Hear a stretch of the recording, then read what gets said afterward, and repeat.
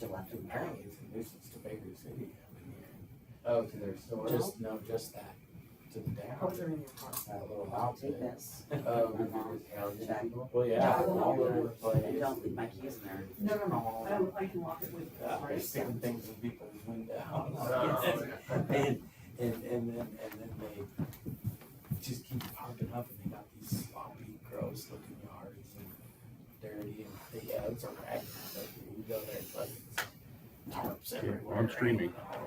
So. Yeah, It's like, okay, I just thanks, set it I'll up and be it just right started back. going, so we'll just start streaming early Thank John. while we wait. And it's like a joke with John, give out the telemarketers my phone number. Oh, that's hilarious. Anybody that might be watching, we'll be starting in about 9 minutes. And he starts laughing. That is terrible. I totally understand that. Oh, well, John said, I'm like, oh, really? We need to call John back. So, I gotta tell you, this is off, kind of the same subject, but off subject. When my oldest went to college, apparently that day or two before I drove her, she was Canada college.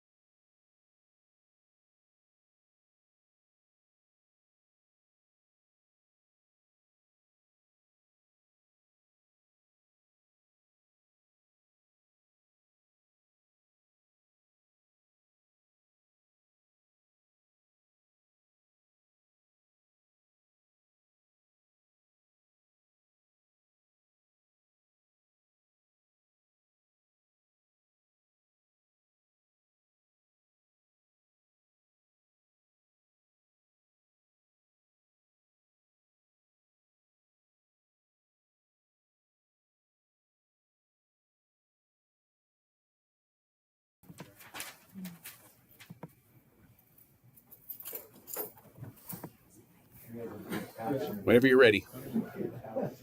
Hello, everybody. Hello. We'll go ahead and get ourselves started. My name is John O'Brien. If you haven't had the opportunity to meet me yet or see anything online or just simply hear about me, I'm the new city manager as of August last year. One of the things that we started doing at the beginning of the year, we had a topic that rose to particular concern for both the council and the community that led us to want to get aggressive about helping to educate on that particular topic, which was related to streets and roads and the repair of that. Coming out of that, we realized, hey, this worked really well. Let's start picking additional topics that we know that the community wants to engage about. And on that list, high on that list was the topic of housing. And so that's what ultimately led to us putting on the agenda what we're doing here tonight, which is the housing production community roundtable edition. With me is Mike Boquist. He's our planning director. He's got a ton more knowledge and awareness than I do in this community, let alone all things having to do with planning. We've invited, maybe stopping throughout the evening tonight too, some developers to be able to potentially speak about some of the things that, or be able to speak about some of the things that they're going to be doing in the community, or at least they're looking to do, assuming that they're willing to. Before we kick it off any further, do you have anything you want to add to that, Mike? No, I guess just to kind of start, people thinking and what they want to speak about. But we did a housing study in 2020 that identified what we believe our housing needs are, and we roughly need about 150 homes in the kind of the low middle income range. And this slide kind of gives an idea of what that combined range is. So it's based on the median household income is kind of where the low category is, and our middle is at the 120% of the median. And so that's the range of housing that our study identified as our greatest need. We have needs in every category, from even ultra low, and we surprisingly even have a need for high income housing at a pretty high amount in comparison to some of our other categories. So that kind of surprised me when we did that. But anyway, this is kind of the baseline that we're going off is the 2020. And partly where this slide's of value to me is we're trying to create an incentive program to kind of help incentivize developers to build housing. And this is the income range that we're targeting. And so if we're going to provide an incentive to somebody, we want to make sure they're building housing that's in our need category and not in the want category. And so we have limited resources for doing an incentive, but we're going to do the best we can to try to figure out what developers need and try to meet them somewhere between nothing and something that's helpful. And so the 2024, the right side of this are just assumptions that we've made. We took the 2020 data that we had, looked up the median income for 2024, and that's roughly a 20%. It's an 18 point something, but it's roughly a 20% increase. And so then we took the other data that we had from our study, such as what is that 120% threshold, what is the house price range that's affordable to folks that are in that range. And we increased those in our study 20% to arrive at this right column. And we'll do another assumption to take us to 2026 as we're kind of working on the incentive program, because we want to make sure the cost of building is more expensive than it was in 2020, and we want to make sure that we're incentivizing the right range of house production. So that's kind of where we're at with this slide. But really, I think what we're here tonight is to hear what our community thinks our housing needs are, and I'm hopeful and optimistic that it'll overlap what our study is. But folks that are in the industry of providing housing assistance know what today is. I mean, 2020 is not fresh data anymore, and folks' income is not the same as it was in 2020. Some folks, it probably hasn't changed much, and some it has. But anyway, we're just kind of here to listen, and if folks have ideas on, incentives that, might incentivize somebody to build housing, we're interested in hearing that because we have our own ideas, but there may be things that we haven't thought of that suddenly it's like, oh, that's a great idea. Let's figure out how do we do that. And so anyway, that's my understanding of what we're here tonight for. Mike, have you all looked at the inventory of buildable properties inside the urban growth boundary and the fraction of that property that's actually for sale? And is that part of? That's part of the this? 2020 study. Oh, it is? Yes, we Okay. did that in 2020. We have a whole inventory of pretty much every property in the city, and there was assumptions made that if they were over like 60%, developed, then they would be considered built out. Oh. Where what it doesn't take into account is there's properties that we've identified that are built out that folks are putting accessory dwellings on, and that's needed housing that kind of fits a gap in at least the rental market. Yeah. And our study did not take that into account. Okay. Yeah. So the study, you say that this is identified as kind of the target need for the community. Like, how can you elaborate a little bit on how the study decided this was 330,000 in 2020, 400,000 today? Yeah. Right. We have at EOU we have new faculty coming in that can't afford a $400,000 house. So just like, how can that study? How did it come to that term? That idea that this is the housing that's most needed in the community. Well, it's not necessarily that the study determined that that's most needed. Let me just scroll up to so this is the actual study. I'm not sure how readable it is from there, but Can you make it larger? probably I can probably do that. Thank you. That's my little tech limitations.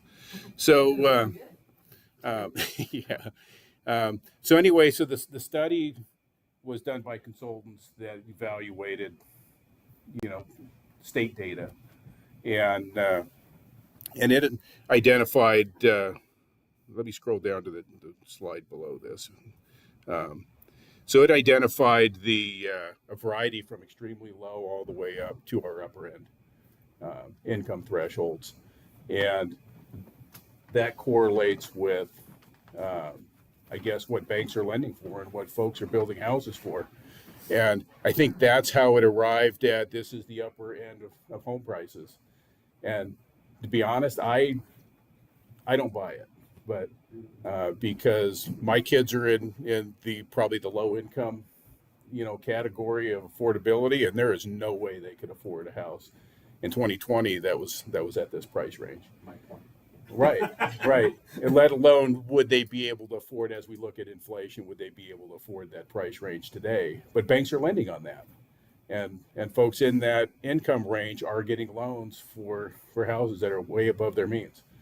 And so I have one of my kids actually is in that category and is now trying to figure out, how do I afford this house that I can't afford? And so, but that's the data that we have to work with. And so as we're trying to incentivize, development in some fashion anyway, is we need some kind of data to work off of to be able to say this is the justification for, how do we arrive at incentivizing homes at this price range? And they also need to be at a high enough price range that folks are actually going to build those. So sorry, guys. You're fine. Yeah. Freeway was Yeah. closed. It was a total nightmare. Yeah, you get stuck out there, Tim. Yeah, go ahead. We just moved here, we moved to, Somerville area, Uh-huh. but we looked at the market, like we were looking at the housing market. And realistically, even that price range is hard to find. Most things seem to be higher than that. That definitely is a price range that I would think that the wage that is paid in this area we would have to go at least that or lower. Yeah. To take care of people that are making the wage in this area.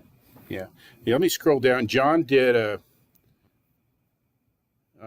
have a slide that was kind of even below the, after the one that I showed you before that kind of goes into, John did a projection up to what today might look like. You know, and so somebody who's in a kind of a low to middle income range theoretically can support a $400,000 home. I have no idea how that's possible, but that's but that's how the math theoretically would work out. But as we kind of look at trying to create an incentive program, it's like, what are we going to incentivize? What is the price range of a home that we're going to incentivize? And I guess that's some of the input that we're hoping to hear tonight is this is what the need is out there. But we also need to keep in mind that, you know, can a developer actually build a house for the price range that we need, because it's expensive. Yeah, where do you, excuse me, did you want to go first? Okay. I'm gonna finish after yours started. Where do you land on what is considered a affordable housing versus a custom home? Well, I mean, this theoretically, based on the data, would be defined as affordable. And But Yeah. we're conceding right now that that isn't necessarily Realistic. right, The problem is the group that's in here with us today, you guys are willing to be here and have this conversation. There's people out there that do fit into these categories and are asking for these houses, and they're not as engaged on the topic as some of you might be. And so part of what we're trying to do is of course figure out where we're going to incentivize, and I think our incentivization efforts are going to probably encompass this and lower. It's not going to encompass this and higher, to an extent. Like we have to make sure that we're being fair in how we're applying it, because that could open us up to some level of lawsuit if one developer feels like we're favoring one developer over another. So bottom line is we're doing the best that we can to try and create incentivizations to meet the need, but we can only go off of the data that we're able to pool. And so, yeah, this is our target, but if we get a good pulse from the community that suggests that the need is greater in another way, well, then we can shift some of how we're focusing it. But until we get that information, which is part of the reason why we're having these conversations, is we need data. We need to get fed, otherwise we're just figuring it out on our own. I'm sorry. So, Mike, it looked like from that other chart that $250,000 house Uh-huh. is maybe the house that 50 to 80% of median income family is looking for. Do you have a sense of all the construction projects, what fraction of them, what fraction of the builders are building homes in that category, and what fraction are building homes in this upper range? I think they're all building homes in this upper range. I don't think any are building homes in the lower range. Yeah, I can think of one. Yeah. Well, I just Can looked it I- up. Yeah, we're under 300 for a 3-bedroom house. but not in the 220 range, right? Not in the 220, we're in the high teens. Yeah. Which is way better than 410. Yes. Right. I don't want the mortgage on a 410. Yeah. Especially right now, yeah. Yeah. Go ahead. Okay, so we have to keep in mind of where you're getting your data. So you're talking about home loans. So when it comes to banking, and I haven't worked at a bank for a while, it depends on what the rules are. Because some banks will loan to people that know they can't afford it because they're allowed to. So as the rules change, you're gonna see fluctuation. That number is very high for this area, in my opinion. Yeah. And so I think we have to keep that in mind of, hey, where are we gathering our data? Because we know that banks loan money to people that can't afford it. So let me be clear too, if you see the title at the top of there, that was all based off of assumptions based on the data from previous years. We did not, I did not call anybody up in order to get the answers to the questions. I just used previous data and applied the logic and had it make assumptions in order for us to build what we did out. So admittedly, there could be some stuff that we need to do in order to get better data. This was just previous logic being applied in the future. Now, when you put up their median household income, I'm assuming that you're assuming that some of those are dual income, because I don't see the majority of LeGrand having $60,000+ incomes. Like, I don't see it. Like the trailer factory, 40 to 50, and that's one of the better jobs around here. My kid works at Boise Cascade. I mean, he's under 50. So It says household income, and I If think you've that got children often at home, one parent is staying home because daycare's, first of all, non-existent and expensive. So you're gonna have, if there's children in the home, one income, I'll just say it. but I'm assuming that's assuming dual incomes as well.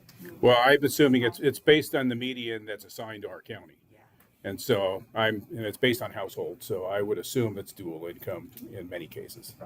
Well, one of the biggest problems we have in this area is rent. So people that do, if they do qualify for the median at 60, let's say 65, there's no way anyone today can save up enough money to get a 20 or 30% down payment while they're paying astronomical rent costs that just keep going up. In large part because the state of Oregon decided a long time ago that if you're a landlord and I want to rent it, my buddy Mike at $1,000, and then Mike goes on after he's saved his money because he could and builds a new home. If I decide to rent it to Tony thereafter, I can't raise that rent to what rent is seen as the average to $1,800. I can only charge him what the state of Oregon allowed, which is that 10 to 14% or whatever they did that year. So I can only charge him coming in at most $1,100. I can't make my rent just go to $1,800. And so what we've started having because of that, landlords are taking advantage of that and raising their rent every year, regardless of the fact that you've been a good tenant. They just know that the state of Oregon goes, oh, you get 7%, so their tax mortgage Back to I'm I'm nine gonna and a half add to what now. JD's saying. mortgage here. companies are raising that every year Yeah. regardless, because if a landowner or a homeowner doesn't, or a landlord doesn't raise it, they can't just bump it to 200 the next year. And so that's what a lot of people face around here, even once you try to pay $2,000 a month rent, and at the same time you want a house in 3 years, it's a $400,000, $350,000 home, you need 20%, that's 70 grand. In the meantime, you're paying that rent. That means you're trying to save $4,000. You're paying $2,000 and saving another $2,000. That's $4,000 a month. You haven't bought groceries, paid utilities, a pickup payment, a bus fare. I mean, even if you rode your bike and didn't have a car or a payment or insurance, you'd still have to make $5,000 to $6,000 a month in order to save enough to get the down payment that's needed. Does the city of LeGrand and I'm asking this question really truthfully, it's my heart. Any advocacy at the state level regarding the policies that have come out in the last, since the pandemic? And the reason why I'm asking is it's affected everyone across the board, and I don't think anyone's eyes are open to it. So during pandemic, I think the state thought they were doing a good thing by doing a rent moratorium. But what happened was landlords in Oregon were not collecting rent. People had money to pay rent because they were getting unemployment, okay? If they weren't working, they could still pay their bills, they just didn't have to. So what happened was the federal government divvied out some money to every state that had, these moratoriums, and said, state, figure this out. A lot of tenants were told, yeah, we can pay your landlord the money that's owed to them. Oregon House Community Services didn't pay that money to rural areas. They only paid that to landlords in urban areas. So you talk to any landlord in Eastern Oregon, you're not gonna come across when they got paid any of that money back. So then what happened was the city or the state put a cap on what they can raise their rent to, okay? Eastern Oregon landlords weren't raising their rent at all, for the most part. But the state gave them the green light to do so. Oh, you can raise your rent now to 10%, 14%, 16% when they first started. And so landlords who didn't collect rent during moratorium, they said, well, I'm gonna make my money back. And that's exactly what they're doing. Rents are going up way faster than incomes are going up. And unfortunately, like you said, middle income people cannot save enough money to put a down payment on a home. They're renting right now. And when they can't buy a home, and they're in the rental market, they're forcing out lower income people who can only rent. They don't have an option to buy. They don't even have an option to save to buy, okay? And now those folks have no housing. And I'm not saying build low income housing, that's not what I'm saying. We have to build middle income housing that's affordable, much like Tony was saying. If we don't have middle income housing, you're just gonna see more and more lower income people forced out of housing because middle income people can't afford to buy. When you say middle income, the two, you're talking not this is middle income, you're talking about LeGrand middle income, right? LeGrand middle income, okay? And honestly, if you don't have infrastructure for contractors, you're not bringing in the streets, the sidewalks, the utilities to these spaces to build in, they're not gonna build there. And you're not gonna get the housing, because they can't, if you force them to pay for that, that cost goes on the housing. And then you just raise that cost even more, and nobody in middle income's gonna buy it. So I'm just gonna suggest you look at grants. Grants don't pay back.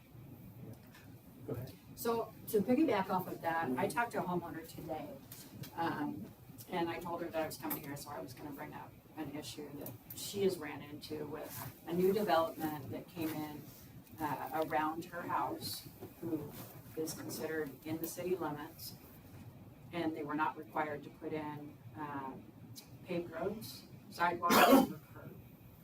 And she was wanting to know why. And to be able to get city water to her place, which the water meter is directly right in the middle of the road, right in front of their house, she was saying that it was gonna be $20,000 to get city water. So she's pretty pissed. And rightfully They're, so. they're retired and they have all this dust going on by their area. Do you know What's the anything about that? So location? why, Where is why it? would they be allowed No. to develop and not put in a regular street and curb and? Well, we have a private street standard. I'd be surprised if there's a development in LeGrand that doesn't have a paved street to it. Because that's a requirement, so I'd be really interested in knowing where that is. Okay, I have And the, they're probably it's probably under development if it's not paved. Otherwise, it's probably just a driveway that serves a house. no, it's a, the road goes into it, the houses are on the side, and then their property is like on the other. Is it outside of city limits though? Theirs is, but not the new complex. That's the So that problem. street kind of is what is the barrier to city and not city, city and Correct. county. But the new houses are in the city and it's not.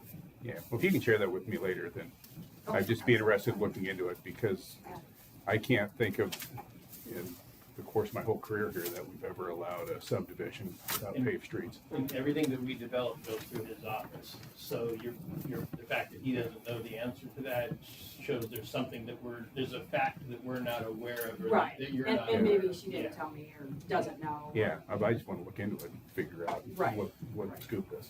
Because she was also complaining about the streets downtown, and I said, well, that's ODOT.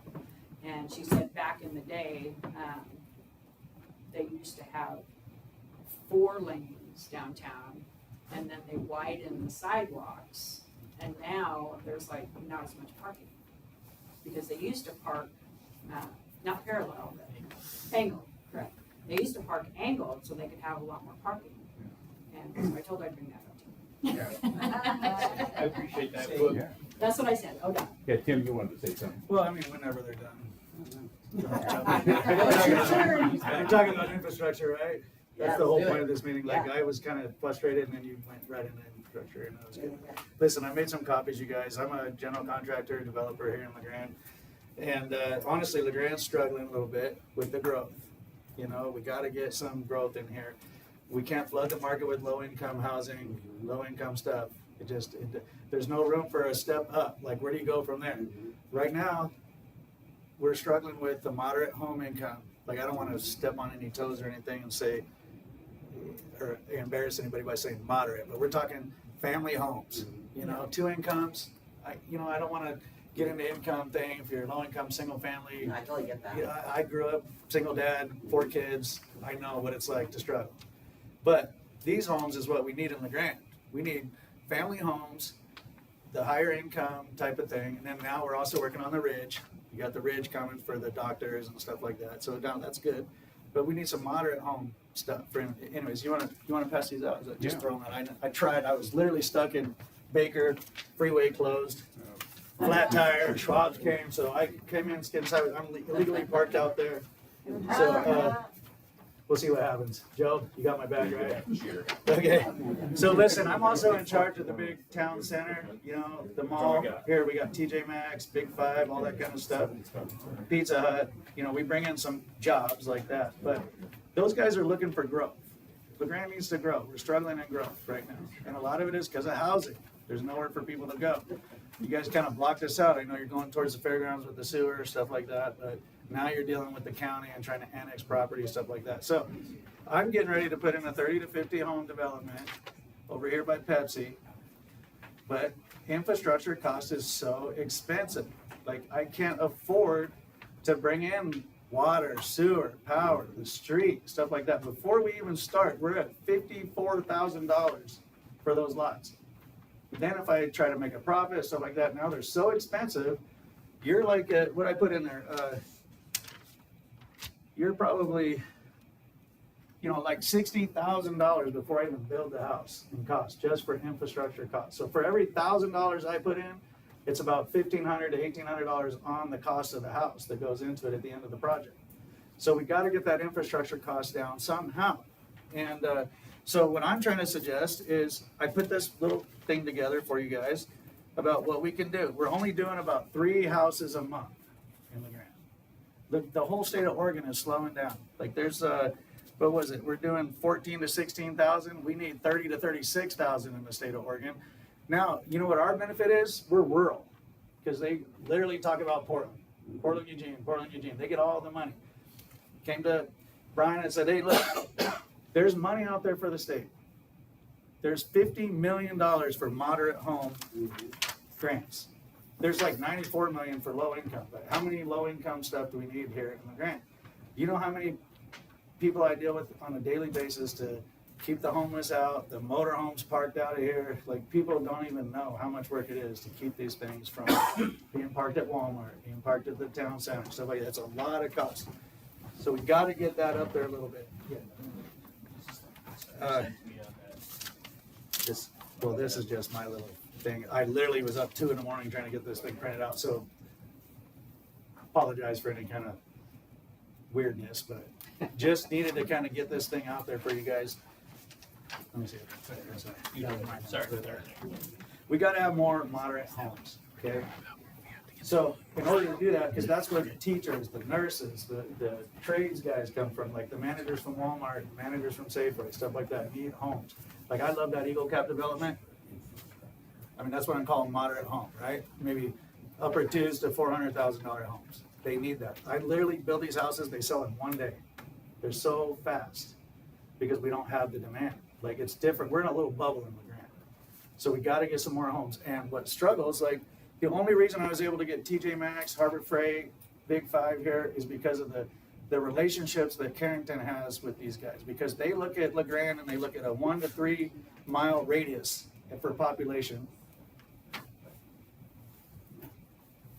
And the only reason I'm able to convince them is because we're looking at a 40-mile radius. So we're looking at Imler, Somerville, Elgin, stuff like that.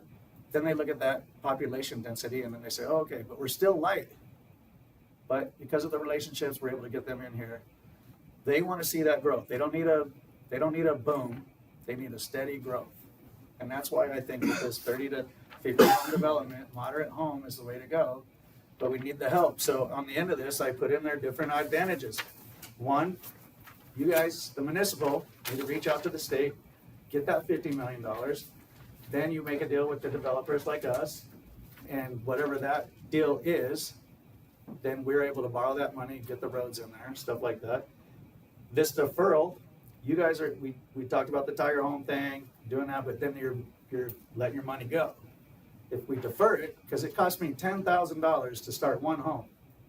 So if you deferred that from the beginning, the startup, and made it due at the end, whether I said sales, whatever, you want to make it at the certificate of occupancy, do it that time, then we pay those fees. You're going to get your fees, but later. But then if me, Tony, JD, any of us, then we don't have to come up with that upfront money. And we can maybe start 4 or 5 instead, or 3 or whatever, instead of just 1 at a time. But you're going to get your money. There's reimbursement. So if I drop 1.7 or 2 million on this development I'm working on, I want to get paid back. Like, why would I do it if I'm only going to make a little bit of money on the end, you know? But if I get paid back after dropping that money, then I'd be a little bit more interested in doing it. So there's a reimbursement program that we could talk about. And then there's the urban renewal money that you guys did. You guys had a fund, and then instead of using it on the infrastructure, you guys paved some roads. Like, I don't know how that Well, works or there's whatever. rules in regards to that. Right. You had to spend it, I get it, but instead of going to infrastructure, we paved roads, stuff like that. And then I was trying to get examples, but again, I ran out of time. There's cities that are doing well, like Walla Walla or Hermiston. If the city invests first, gets the infrastructure set up, then there's room for us developers and builders to come in, and we can start putting the houses in. And then as we start getting the growth, then bam, we're gonna get more of the corporate stuff coming in. Because right now we're relying on the college, the hospital, you know, I mean, the mill and stuff. Careful kinda what you go hope for. I'll just say that right now, in regards to like big business. Hermes is not doing that great, just saying. Yeah, I'm in for control growth myself. I I'm get from it. Phoenix, like, I don't want to bend, nobody wants to bend, but if you control it, we can do it. But it starts with infrastructure. Help us get some infrastructure in the ground to where we're not spending so much money on it, and then we're gonna be able to grow. We need a steady growth. That's the bottom line. There was a couple more notes I had on here. We'll pull. Like I said, it doesn't have to be a boom. They don't want to see a reduction. So when you start seeing the empty buildings, like I know I'm sitting on a few of them, we're really trying really hard right now to get those things fixed up so that we can bring it in the other people, because when these guys look at this stuff and they see that recline, they don't want to see it. And so we got to get this thing growing in a slow, steady pace. You know, that's my feeling on the whole thing, you guys. And I just feel like you guys need to start looking into the state money and you know, that reimbursement program, and then instead of waiving fees, let's defer the fees. That way the city's making money So we, and moving things on. But anyways, my 3 minutes is up. you know, no, you weren't limited here. You can re-engage too. Tim shared that information with us, and Tony, I think, engaged us in some level of conversation on that as well. And then we're actually actively pursuing various different versions of, not including the money from the state, but we're pursuing options to be able to like do deferred, like you're talking about. And the problem is it's going to take us a little bit of time to figure that out. But the desire and intent in regards to that is to promote construction. Like, everybody benefits from us making that happen. So we're incentivized to get us across that finish line. It's just figuring out how to do that responsibly. In the information that Tim shared with us, or just now, and admittedly, I'm still very ignorant on it. But in the early stages of looking at it, it looks like the city has to float and pay loans in regards to that until we get to the end of it. And if that's accurate, then we have concerns about our ability to be able to do that.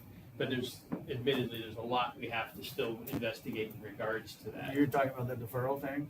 No, not the deferral, the money that you're saying we can access from this, like, it's actually a form of a loan that we get From the through state, that right. system, that we have to float as a city until we get to the point in time where monies are starting to come back. And that, Urban yeah. renewal. It's there's it's not urban renewal money, it's a different pot altogether, but Yeah, it's called moderate urban home renewal life.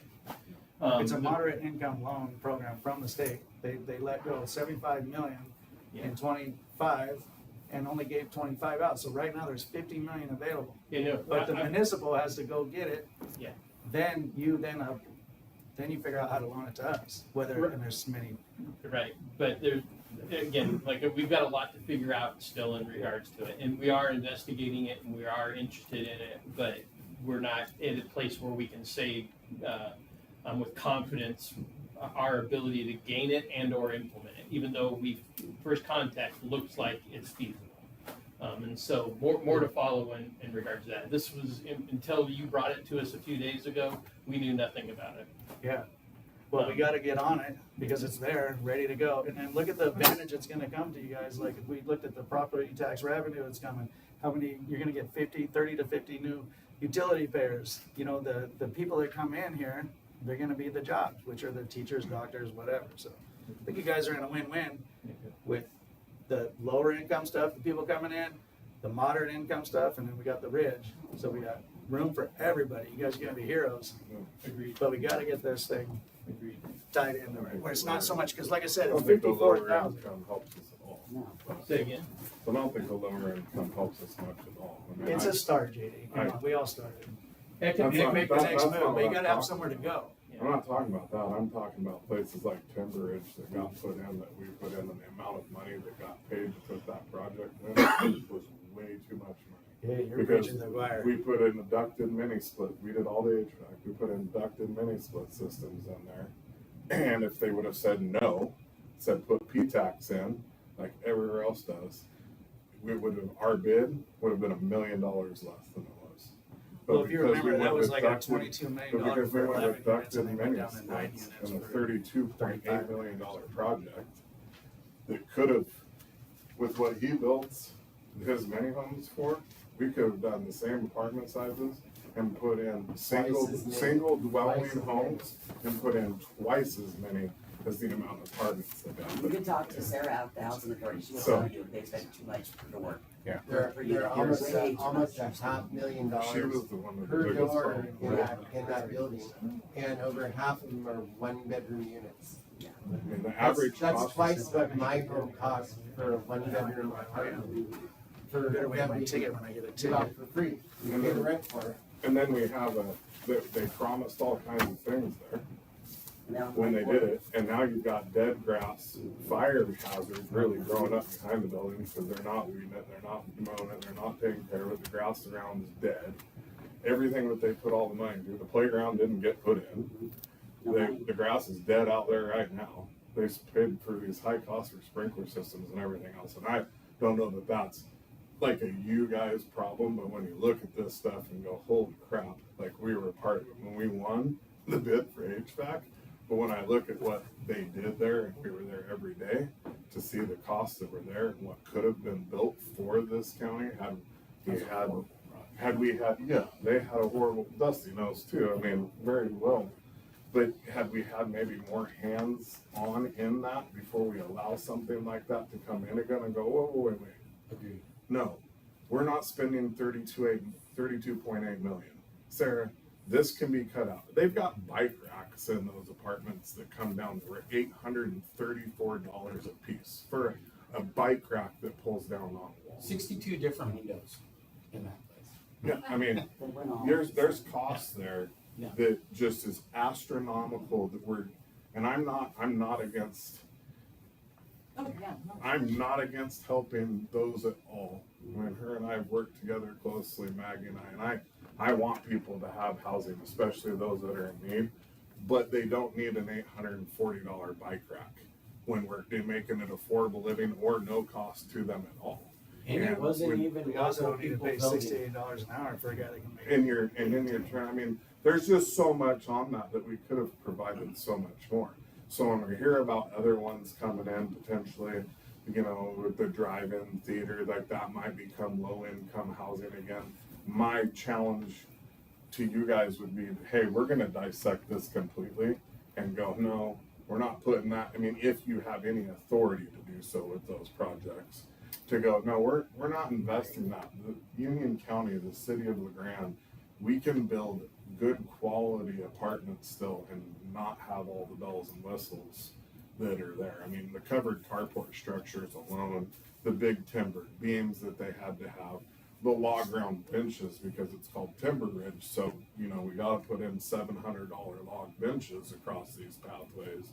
I mean, there's lots of different things like that. Who's making the? Did they have investors who paid for that? There's some private investors that are involved, but That's a like lot of it's Northeast Northeast Oregon Oregon Housing Authority that we dealt with all the time to get money and to get things taken. Well, and they're care having of. to maintain it now, and they don't have the funding to maintain it. But they're That's- not maintaining it. Yeah, Well, that's the problem. it's just sad that the money was so mismanaged on the project that it could have put in 2 or 3 times, like, if you would have built that on a per square footage, like what we're building the affordable houses, and put that into apartments, like, they would have got 2.5 or 3 times the amount of doors for people to live in if that project was managed correctly and You guys have to remember, at the time that went in, Dusty was charging us $68 a sheet for OSB.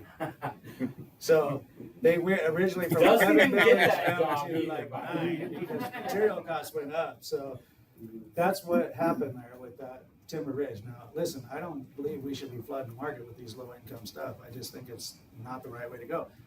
We need to focus on this moderate stuff in there to get the city to start growing. That's how you get the jobs in there. These guys are living on the state, not working.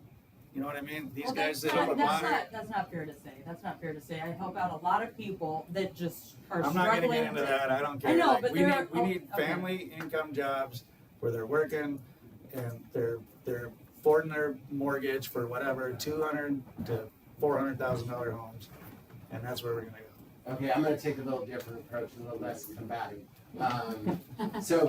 So I'm all for like the growth in like the low income because like, but it needs to be done in the appropriate manner because there are a lot of elderly, there's a lot of young people that, can you go out at 14, I've got my best friend's sister works at Safeway, she's been there for a year, she's at $14.25 an hour.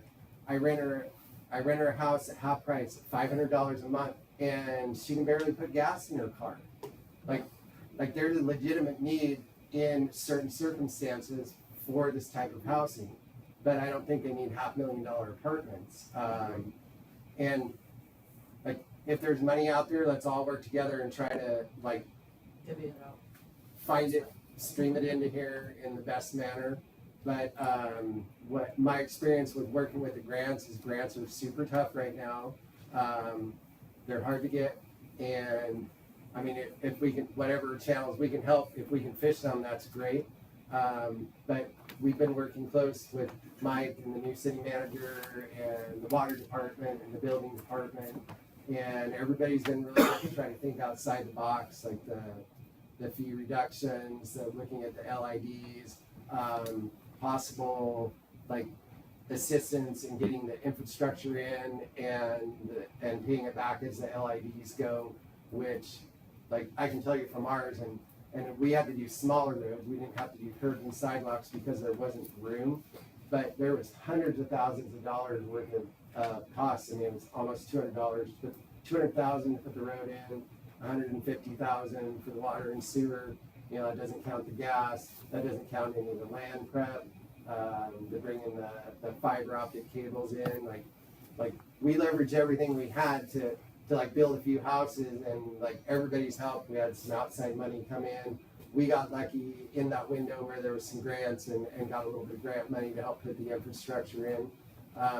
Tim is right on the infrastructure is a big one. Like we looked at another big piece of dirt besides the one that we're looking at working together with him and Frankie on that. I mean, you were $8,000 or $10,000 a lot into the dirt, and to put the infrastructure in, you're another $70,000 to put the infrastructure into the lot. Which you break that up over 100 lots, like that's millions and millions of dollars to do it. That we have to pay up front.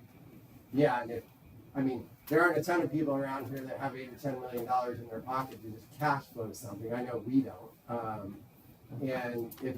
And banks are like land infrastructure. That's one of the hardest things to get a bank lender to go in on funding because it's raw dirt. They're like, what are they going to put a lien on? I mean, there's raw pieces of dirt that have been for sale for 15 or 20 years because nobody can figure out how to make the infrastructure work to develop it because it doesn't pencil. And the only reason it even possibly looks like something that could be workable is if we can go and streamline, bang enough houses out in a consistent manner and put them on the market and sell them, then it makes sense. Like if you can make a little bit of money each house and turn them over and over, which we've been fortunate to do on the smaller one that we did, and we're very excited to try to do the one with 40 to 50 houses, and I think we'll get something put together, but I think it's gonna take teamwork from everybody to make it make sense and make it happen. You hit it on the head. Sorry, I didn't mean to jump. You hit it on the head. We gotta work together on it.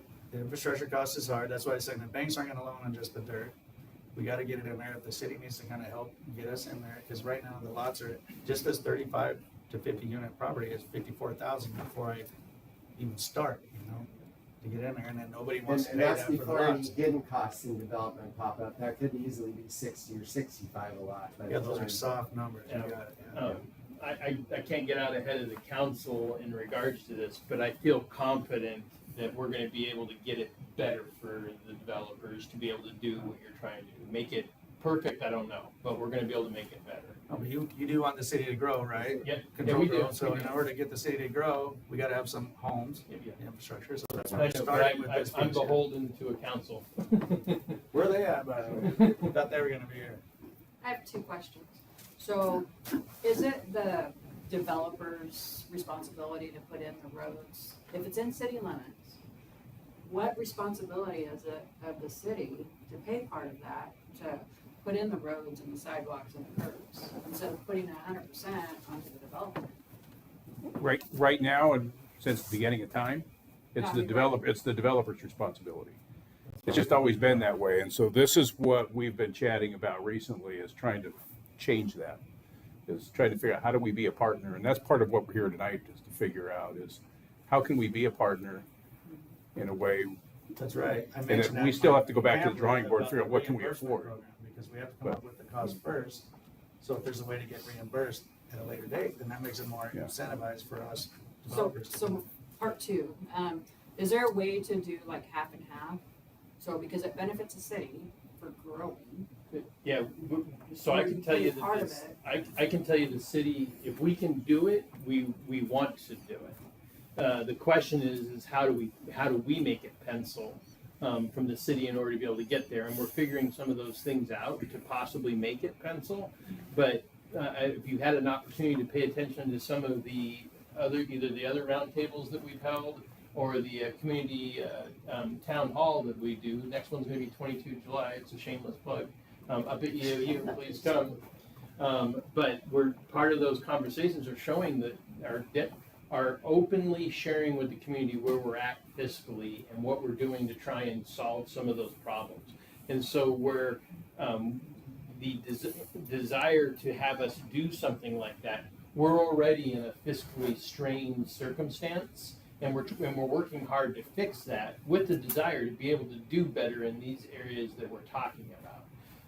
But all of those things take time in order to be able to get into place, and that's assuming the plan even works. But what I can say is our team is incredibly aggressive and is going after it. We're ambitious, and I'll also share that like at the expense of their own mental health. Because it isn't easy for them to be able to surge beyond the day-to-day requirements that we have to do in order to do the extra things we have to do to bring about the solution that you're looking at. And most people don't really care about that toll. They just think that it's our responsibility to provide it. Well, I can tell you we want to provide it, but it's not as easy to get there as everybody would like. Everybody's right for what they want. The expectation is appropriate. What we have to do as a community is come together on the solutions and work together on it. Everybody has to do their part in order to help us get in. Anybody that sits back and waits for somebody else to just bring the solution, that's the wrong attitude. What we need is everybody to come to the table, everybody contribute. Look at the menu of options that are there, choose something off the menu and do your part. And so this is another one of those areas where we spend some time figuring out what that menu looks like. We can get it across the finish line. And the only answer, we can get a little bit of external money like Tim's talking about to help us get there from here. But I can also tell you that's as close to a silver spoon as we're going to get. The answer to our problems are all going to have to come from internally, and everybody's got to pick a part to play in making it happen. Well, I was gonna add two things, just from moving over here from Hermiston and being over there for so long. And I work in the Tri-Cities area also, and I'm very involved in the construction industry, growth and all those things. But I will say an excellent resource for LeGrand would be Dave Stockdale. He's the city manager for Umatilla, and he knows how to find money. He finds grants like no other, and I know he would be happy to help, but he's the city manager for Umatilla. But the other thing I would make sure that everybody considers is moving into Union County, part of the draw is the property taxes. That we be careful about not hitting the homeowners with more you know, that we're, And we had a tax. that we're being careful about not adding the property taxes onto these properties to make it, if why we that's need not the gonna be growth. helpful. I'm sorry, say that again. That we're careful about not making the property taxes go high and having the property owners. Because Oh, that's, we're already there. Like I was looking at property in Seattle, and my property taxes for a significantly lower tax assessed valued home, I paid $2,500 a month more, or a year more than a $500,000 house in Seattle pays in property taxes. I was just stunned in downtown Seattle. yeah, and depending on where you live over here, there is. Yeah. I can show you. No, I believe it, but that's I surprising. know Walmart pays over $1 million a year in taxes, so property tax, but the point is you get some more growth coming, you're gonna get some taxes coming in, because you're already in a deficit. You guys keep raising our water and sewer rates up to cover your. Well, no, we haven't raised water and sewer in years. When I started, it was $40 a month, and now I'm paying $150. 10 years I've not raised water and sewer. Well, what did I do? You guys paid my street, and all of a sudden it went to $150, No. and I'm a Water duplex. your yard too much. So the water and But sewer the rate point is, in quit and of raising itself. the rates and let's get some growth, so we're not taxing everything. I'm 100% with you on that. What I can tell you 10 is, years. I can prove it. and I don't want to sidetrack our conversation right now, and we can save it, or I'll give everybody business cards that want, and I'm welcome to meet either individually or we can do another group message.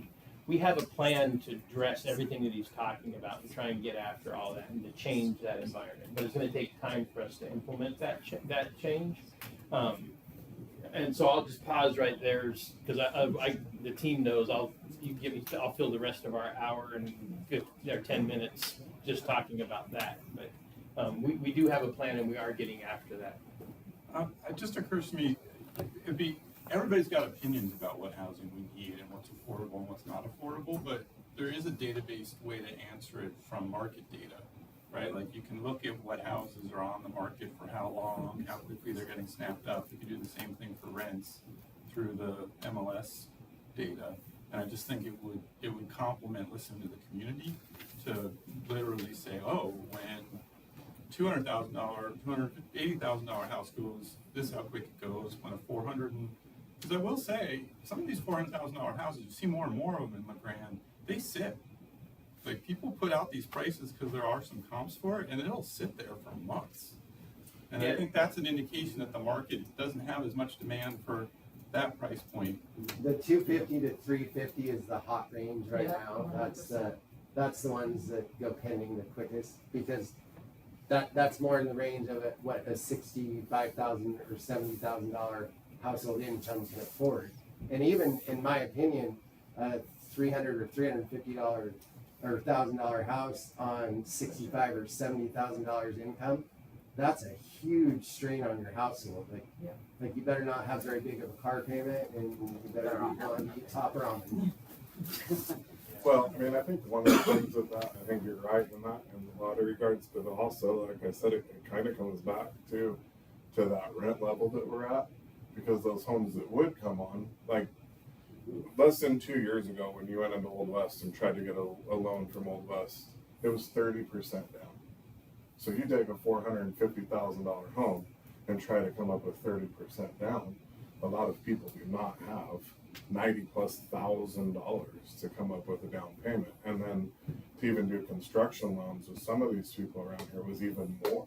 If you were wanting to loan or take a loan of X, you were having to put up either everything in collateral to have that collateral for them to come and get, or put up 50% of it to get X. So, I mean, I would say, and I'm just curious, I mean, you and I've worked a lot together over the years between the historical, society and on the board there in urban renewal. Is there a way to form some sort of committee or board for these things, where it's a group of people that get together, where there's a chairman and a co-chair, where we're looking kind of like we do when we vote and qualify who can get historical grants from Chapeau down here, or versus even city council deciding who gets urban renewal money, making a committee that takes that into their hands, that gets a larger say you know, and how we attack this, or helps you guys.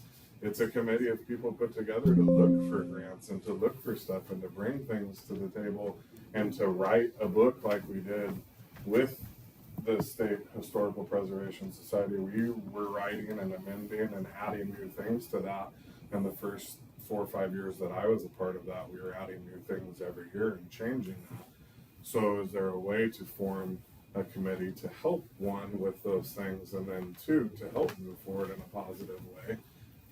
And then the urban renewal, kind of a sidetrack, but also I look at it as, and this will piss people off and I really don't care.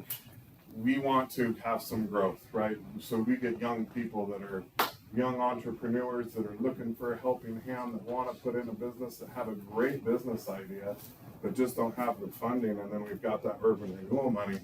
And then we're turning around and handing $75,000 to people that have the money to do what they're doing already. And maybe we award them $25,000 and give the person that had a great business idea $50,000 to help them. So it would be the same thing. To me, that helps spur growth rather than maybe, well, your idea is just not quite as grand as this one over here. So we'll give you $10,000, and now they can't afford to even do it when that money is there in that urban renewal fund. And I've watched certain things that we've done that, I mean, I just don't think, so I mean, on this level, if we were to get money from the state, then how are we going to award that to people that come to the table asking? Are we gonna give it to people that just wanna build 1 or 2 homes and it's gonna be rewarded evenly, or is we're gonna divvy that out to those that have the deepest pockets that come with the grandest idea? So not to And so- avoid answering a question, what I'd say is, one is I need to get smarter on this. But I would welcome us making sure we're doing it in the way that the community needs us to do it most sensibly. What I will say is whoever comes to the table and talks and makes decisions, I choose to believe they're always doing it with good intention. There's always going to be people external from that who's not going to agree with the good intention and suggest that bad things are being done. And so that's not going to stop us from trying to do the best that we can. And I would encourage you, and I'll give everybody that's here that wants one my card. Let's get together and talk about it. And as I get smarter on it, we'll figure out what the right way to implement is, if it makes sense for us to implement. And we can even do another one of these where we come back and say, if we chose not to do this, we'll explain why we chose not to.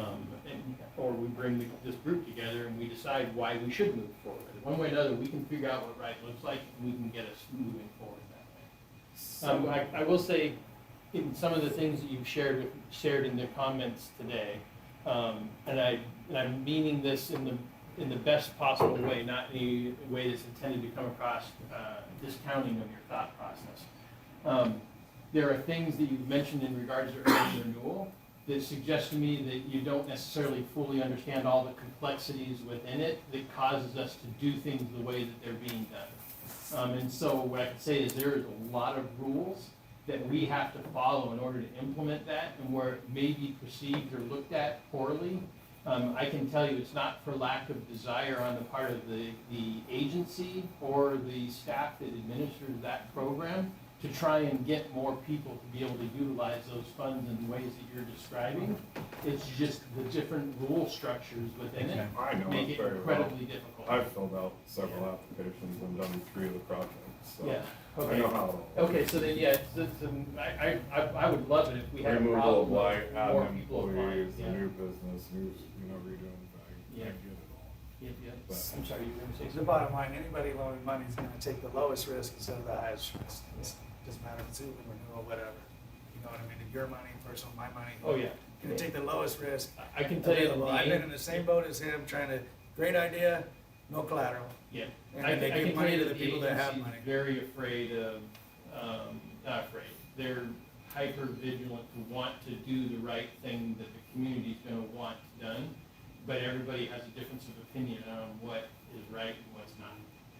And so it's difficult. The bottom line is, as hard as we try to, we're not gonna make everybody happy. There's always gonna be people. Well, I think with the urban renewal money, to get on that, one of the things that's super frustrating is you look at these projects with people that are getting money, and they don't have local contractors there.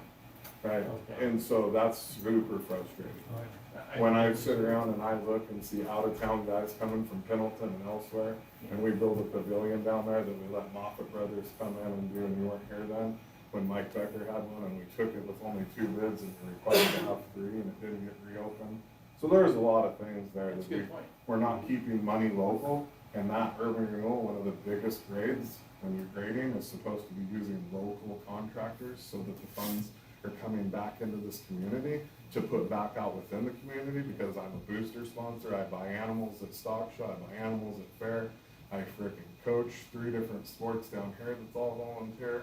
I've been on boards here, I mean, I put in a lot of time into this community, I've been here, my family's been here since 1864, so Give us- homesteaded here. Give us So a road name. My family owns a Pepsi-Cola bottling company and 3 real estate, I mean, so we've been here, we've been a part of it, and been a part of councils and stuff, so my thing is when you turn around and you see things like that happening, then I would say, and not to come across any certain way, that the due diligence isn't being done and making sure that these people are using local contractors. I don't disagree with you at all. I can tell you that some of the complaints that, and being willing to have these kinds of engaging or one-off conversations, one of the things that we routinely get accused of is being a good old boy system and you're only taking care of certain developers. And so what I can tell you is we're trying our best to apply it fairly, and no matter what we do, somebody's telling us they're crying foul, saying we're doing something wrong. And I can say with very clear conscience, granted I've only been here a year, but I can say with a clear conscience, we're not hooking anybody out. We're not doing anything to try and take care of one group of people or population special in any way, shape, or form, but the perception is that we are. And I don't know how to overcome that. Go ahead. Regarding funding, I hear a lot of people talk about state funds. I'm gonna say HUD, okay, and a lot of you might cringe at that. But HUD has a grant called the Community Development Block Grant. It's there to support infrastructure for housing, especially in rural areas, to help with shelter programs, anything with housing, they wanna give it to you, but no one ever applies for it.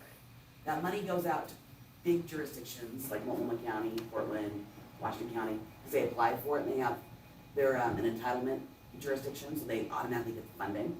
Normally, our state applies for that for us, and it goes to Oregon Housing and Community Services, and they decide how they want to spend it. But jurisdictions can apply for that funding themselves to the federal government. It's a grant, you do not pay it back, okay?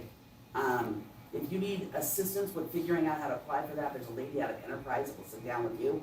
It's her job, to help you fill that application out. And you just put in there and information, yeah, I'll call you, or email you.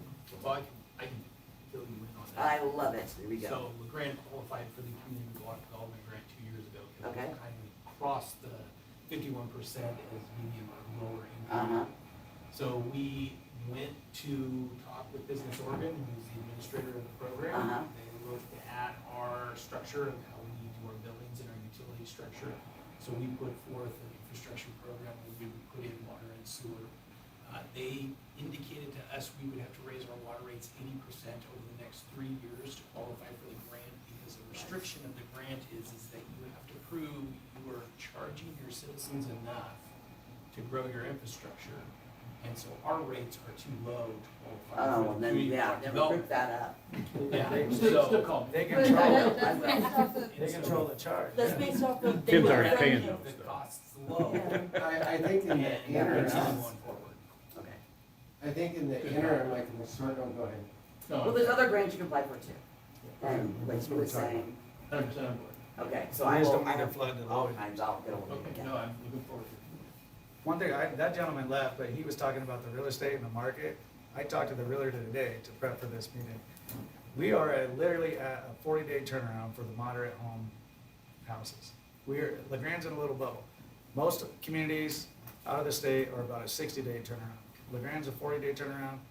I told you, I just sold a house, $285,000, one day, had 7 people look at it, had 5 offers, sold in one day. We are in How a much was the housing house? crunch. How much was the house? 285. Yeah, that's a sweet Yeah, number. it's like usually first-time home buyers, Yeah, you know, that's a sweet qualifying, number. they're trying to get steps, so that's what we're talking about, steps. That's why I think the city's in a win-win situation with what like Tony's got going on with those 200 or higher 200s, and then with the moderate home, now you got a step for people to go up, and then now you got the ridge going in there, so you got a little bit of everything going on right now, so. And But that's we're when I literally said on a the 40-day high twos to turnaround. Mid threes is kind of your sweet spot. Yep. Just one day, that's how fast they're going. The people are begging for houses right now. Well, if you don't We get need middle the income growth. people out of rental housing, What's that? if you don't get middle income people out of rental housing, the ones that JD's talking about, that can't afford to save money to put a down payment on housing, okay? If you don't get them out of rental housing, you're not gonna make growth, you're not gonna get better at all. Your lower income people are just gonna get worse and worse off, and you're gonna have to build more low income housing.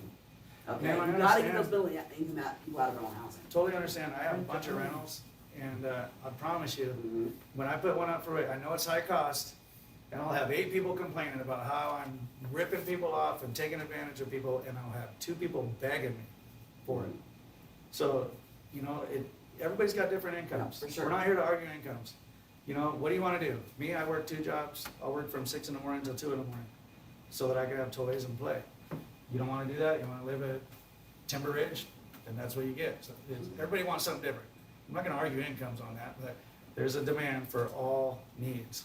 Like I said, I'm a bad guy on Facebook about those high rents, but there's, literally, I have no trouble with the ones that want it. They're just begging me for it, to come in here, and they're the teachers and nurses and doctors and whatever. So, Tim and Tony, what are you guys' perspective on the availability of buildable land? Is the urban growth boundary set in the right place right now, or does that need some pressure? I mean, it would be nice to, like, some of the land is kind of pigeonholed. You've got ones that don't want to take it out of farming. You've got ones that think it's worth 3 times as much as what it is. And then all of a sudden now you have a $100,000 lot. So now you're back up, you build a modest 3-bedroom house and you're in the high 3s and low 4s because you're $100,000 into the dirt. So I mean, if there's somewhere that we could open up that would accommodate some cheaper dirt. But the big one is the getting the infrastructure in and helping float that. Because like if we got a $5,000 lot and we're $60,000 in infrastructure, the land is a small portion. It's that being able to help navigate that infrastructure cost to make it affordable. And because if we go in and put $3 million to put in the infrastructure, or $5 million, whatever it takes, for 50 lots. Now, what do you build the houses with? So Mike, Sir? where are we in the cycle of looking at the urban growth boundary and looking at inventories Well, we did that in 2020, in 20? so we're not due for another, what is it now, another 5 years or so, Okay. 4 or 5 years. But we have way over our 20-year supply in vacant land in our urban growth boundary. And The- that's actually for sale, I know. No, different time- that's the problem. Yeah, that's, It's located, it's in the right locations, right, it's just not available. it's not No, for that's sale. the problem I'm dealing with right now, sir. So I just bought 8 acres over by Pepsi. I'm gonna put 35 homes in there, okay? Now, the win is if I can get that infrastructure in, but it's almost $2 million to get the 35 homes in there. Yeah. But that's a great step for the city of LeGrand, because now we make the first step. There's another additional 300 homes that could go in between there and the freeway, Mhm. but the city needs to be able to afford the infrastructure, because Kyle, your sewers are old, they don't have the main line there, they can't afford to do it. So, but if we make the first step, get 30 to 50 homes going on the next development, 24th Avenue there, get that going, start getting that income coming in, so the city can make some money. Now, the city can start looking for the funds to get that main line coming in, what'd you say, from the stock grounds or whatever that's called out there? Yeah. Down by along the freeway, and then there's room for 300 more homes in there. But they can't afford to go in there because there's no infrastructure and it's too expensive to get the sewer and the water in there. Because I already committed to 4 lots in there, but I gotta be able to build. Yeah. Tony, you just built that house on 25th, but didn't you do 1 or 2 houses back there? Yeah. That's where that property is, so, but we're stalled, we're stuck. Yeah. We gotta get there. So that's why I'm trying to propose this and get the first step. Let's get the baby step going, start moving progress. Then there's room for those homes that you're talking about. Would there be a benefit in annexing some of the already built homes and making them city limits? Uh-huh. I I mean, it's a small benefit, but that's pretty controversial and, it's extra money. I mean, Yeah. if the homeowner wants to be within the city limits. So, on the, I can't remember the exact date right now, I think it's in August, right? We're having a work session that's specifically talking about that. We're gonna talk about a couple of things. On that agenda includes what you're asking about right now. Our intention is to, recommend to the council that we do exactly that. And they're working but- out around, they're bringing the sewer around the fairgrounds there, and then they're trying to annex that property on Riley. But they gotta annex the county property into the city. The city has nowhere to grow. And And you're getting you guys affected by have- Island City. Well, So not that- just that area, but, I mean, there's other areas as well. So, that so could be Mike can talk about this more intelligently than I can. The short answer that I am understanding is anything that's island inside the city, we can annex no problem if the council agrees to do that. Anything that we're up against, that we don't surround, we can't annex without somebody volunteering to do it. We can't force them to do it. And so that's what Mike's alluding to when he's saying, the urban growth boundary is something that we have identified, we have the ability to go to it, but unless we get the people on the other side of that to agree to let us do it, we're stuck. So what if a homeowner says, I want to be annexed in? What are the steps? They don't do anything, right? Because it has to be up to you guys? well, The city? they can come to the city and ask to be annexed, and it's really easy for most people. It depends on how far removed they are from the current city limits. You know, so that creates challenges, because sometimes you have to annex the people in between. And if they say no, then you're kind of stuck, but we have folks do it all the time, because in order to get city water and sewer services, you have to be in the city. So that's our ordinance requirement.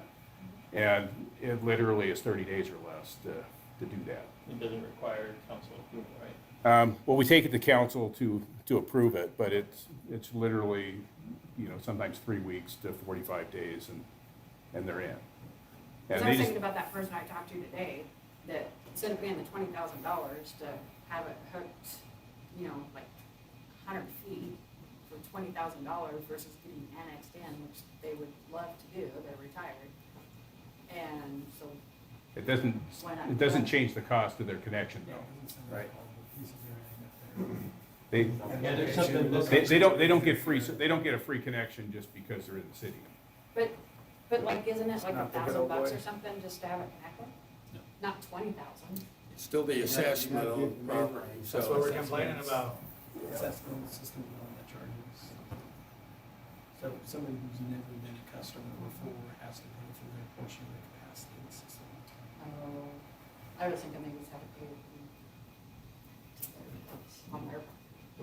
What control does the city have over our existing floodplains that haven't flooded in Not, 50+ years? well, we're in the process of getting the maps changed. We've been doing it now, we got 5 years now? Well, this effort. Is this our 5th year of trying to get it changed? Right now, it's in FEMA's hands, and so we've already done all the engineering and submitted it to FEMA, and we're kind of waiting for All the FEMA to, moisture readings, all of that on ground, And- we've been taking on and putting on and- and managing it. yeah, and the maps are gonna change significantly once, there's a lot of area getting removed from the When floodplain. somebody said something about low-income housing in the drive-in, I thought that was kind of odd because It's that's all in the floodplain, and How it's, can anybody build on that? it's gonna be hard. Just build it taller, Tony. It's gonna be hard. Uh-huh. Well, that's. Just I like mean, you did on that's- Scorpio Drive next to Stanley's probably there, That's all in the floodplain. 4 feet tall. Wetlands, that's wetlands.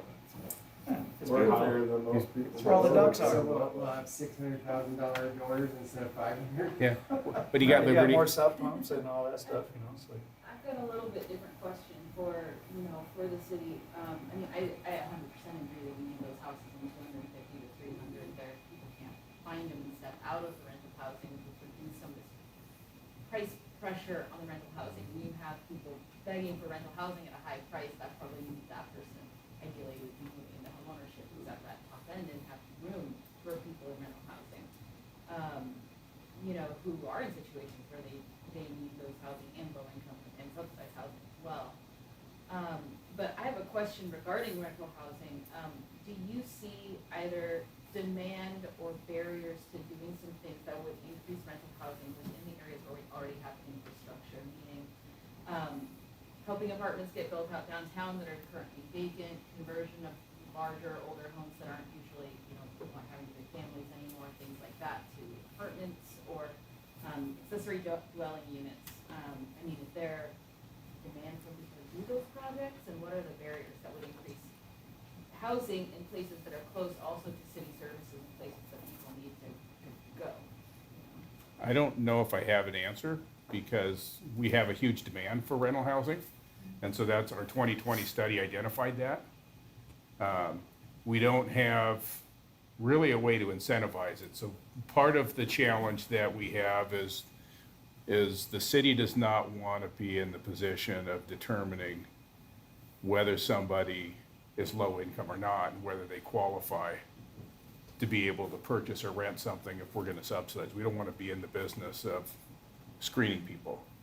And so part of the subsidy, or I call it a subsidy, but the discount in fees and different things we're trying to explore is to put a price range right now on houses. What is that price range going to be? Is it going to be in that 250 to a little over 300,000 range? And if somebody's going to build a house in that, we can use building permitting estimates to verify whether or not this house is going to fit that price range. And so then they'd be eligible to apply for all these discounted rates that we're hoping to implement. When it comes to the rental side of it, I don't know since the city doesn't want to be in the business of screening people, I don't know how we'd be able to regulate a property owner in order to make sure that the house is at the rental rate in the affordable category that we need. Because I don't know if you'd screen people. I'm not even sure I'm talking about just specifically affordable housing. I'm talking about just having a larger supply of rental housing, rental? especially in areas where people can, get close to the bus lines that we have, be close to the library, be close to different services, so that because I worry about a lot of our development being really, out towards those city limits. And it's like, how do people get to jobs? How does someone elderly get to the places that they need to go? Yeah. If Well, they're kind of spread out. Yeah, so the incentive program we're looking at is not geared necessarily to home ownership, it's geared towards just building housing. And so if somebody wanted to build something and rent it, they'd still be eligible if the house is in that price range. And so right now, I think that's the closest we can get, but there may be another model that we could look at, or another way to incentivize that. Flexible as far as allowing ADUs on properties and modified setbacks, make things work that don't quite meet the parameters, and Yeah. so on that part, I think they are actively participating to help within the realms of what they can legally do to help keep things moving in that direction. I think one of the things she was talking about, factors, right, too, is the buildings downtown that have 1 and 2 floors that aren't finished at the top. Incentives for Mavis down here, which she's already done some, right? But incentives are things that could be, maybe there's money out there and the city could, I don't know, throw a flyer out to these people that say, hey, by the way, this stuff is available to you. We know you own this building, and maybe you already have, and maybe you already do. That's their renewal's helpful for the downtown stuff. Yeah. But once you get out of the downtown, it's really hard because we don't have any resources right now In theory, to offer. if we were doing well in our general fund, it's possible we could build a program that would make it so we could do that outside of the urban renewal. But we're not anywhere close to healthy enough to be able to do that. I do know that the council has talked about doing that, but we're not in a place where we're healthy enough to be able to even consider that right now. Is part of your question, Liberty, related to the placement of homes too? A little bit, just, if we don't have to build out that infrastructure, in theory, that would be a little bit cheaper. If we're talking about converting, say, an underutilized building to housing, that could be currently commercial space that's not being utilized, or something else. Like rehabbing the properties or something. Yeah, like rehabbing properties, dividing properties, things like that, going to duplexes, going to, we've got some good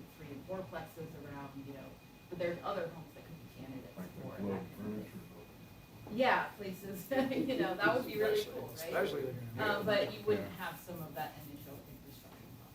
Yeah, because I can see, because right now we're not really sure if the incentive program that we're considering is even gonna be an incentive. You That's know, what folks because, on the road. you know, Delaying fees doesn't change the bottom line in a huge way, you know, for things on the scale of construction.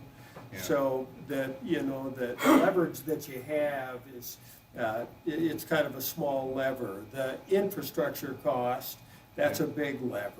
And if that could be leveraged somehow, if the city could afford to invest in that infrastructure so that the builders can afford to hit that $200,000 to $300,000 And not For necessarily every, zoning. for every $1 the city spends, they get 4 to 6 back. Yeah, On in time, infrastructure. that's right. I got it in there. It's Yeah, every, yeah, every $1 absolutely. you invest in Right. infrastructure, you're getting 4 to 6 back. Yeah. But the city still has to come up with a way of financing that. If they're gonna invest, they've gotta come up with a way of cash flowing that borrowed money as well. So the challenge is there, but the urban renewal money has limitations that can only be spent on, you know, inside the urban renewal district Well, and I'm on super the. curious, even just the infrastructure conversation, if you guys built 300 houses, do you have, Let's go. The 30 to water. 50 first. Yes, or we do. 150, or whatever, do you have the water, do you have We do. you do to back it all up? Just don't Yeah. have the pipes. yeah, we have the Right. capacity, just not a way to get it there. That's, you're right. That's why we're talking baby steps. Get started with 30 to 50 homes, and then you guys can budget for the next 5 years or whatever. Yeah. And I listed 5 different options in there for the city. I don't wanna beat a dead horse, but with the state money, the reimbursement money, you know, the delayed financing type of thing, so it's all in there. There's a lot of options. We just gotta get after it. 100%. What I can say is I'm without even fully vetting everything that you have there, what I can say is we have a 1.25 planning section to be able to help us get after all of those things. So any one of these things that might be a great idea, what I can tell you is we've only got a certain number of the depth that we have within the city to be able to get after these efforts is borderline non-existent. Right. We're barely treading water to do what we have to do on a day-to-day basis, let alone the good ideas that are absolutely good ideas to be able to chase. Because the question becomes, what do I stop doing in order to be able to start doing the thing that's gonna help us get there? That's right. And we gotta figure out the answer to that question. Don't misunderstand me. I'm up for the task of figuring out how to do that. But I haven't got the answer to that Right, question. right. And on top of that, you guys have to understand that, you know, it took 3 years just to get TJ Maxx in here. And I'm talking to you right now about this 30 to 50 house development, but that's a year down the road. I'm gonna build 2 more houses before we even start. We're doing the work now to try to get that work done next year. It takes a long time to get this stuff going. We gotta Yeah, get. you're 100% right. Yeah, like, everything you're saying is absolutely correct. I just haven't figured out how to make it happen yet. Or Let's we go. haven't, I can say. Open that checkbook, let's go. Well, if you're opening the checkbook, it's the right thing. No, they already spent that money. Yeah, good. I appreciate everything you're bringing to the conversation. No, it's just, I mean, you know, we need that growth. Steady growth is gonna make us go. Not to beat a dead horse, when I was talking about our plan earlier, the whole, I guess you'd say the spirit behind the plan, at least from my perspective of it, is that we've got 2 ways to solve our problems for the most part. Or I'll say 3 ways to solve our problems. One is identify new revenue streams that the city can bring in. Another one is raise taxes, and the third one is grow. What I can say is right now, we're not getting a good pulse on the ability to grow, and we're struggling to figure out what some new revenue sources are. And so if we don't figure out how to get one of those other 2 things happening, in the future, we're gonna be at a point in time where we're gonna have to ask for people to pay more taxes, and we're already struggling. That plan that we have is intended, it outlines how we're getting after trying to make it happen either through revenue or growth. If we don't get there, then the intent through these town halls that we're doing is to give updates to the community as to where we're at in making those things happen, before we ever even get to the question of the potential of asking people to increase their taxes. But what I can say is the only way we're gonna solve the problem is one of those three things, or let me phrase that, there's a fourth one, do nothing. And then watch everything get worse. And that's what my mom said, when was it that? Yep. And it got real bad for them. Yeah, and so we have a very actionable plan to solve the problem and get after all of these things that we're talking about here today and many other problems. But the only way we're gonna get there from here is together. And we have to, you're right, we have to take risk today in order to prepare for the future. But figuring out how to do that responsibly is not easy. People have to live in reality too, and like Yeah. you said earlier, I mean, there has to be a balance, right? And where we're at and the inflation and gas going up and needing streets better and sidewalks better and all of these things, there has to be give and take everywhere. So there might have to be a 4-cent gas tax per gallon to get streets and sidewalks in here. I mean, people can go down the street and you can go buy a $9 Dutch Brothers drink, but you can't pay for it. I mean, I get it, you know, I've got a truck, I've got multiple rigs that we drive around and stuff, but people are gonna have to be like, okay, well, if I want this, I may have to give that 4 cents, and I think everybody in the community just have to have that balance, and people have to be able to look at it realistically to see those things, and what they give, and then see the fruits of it though.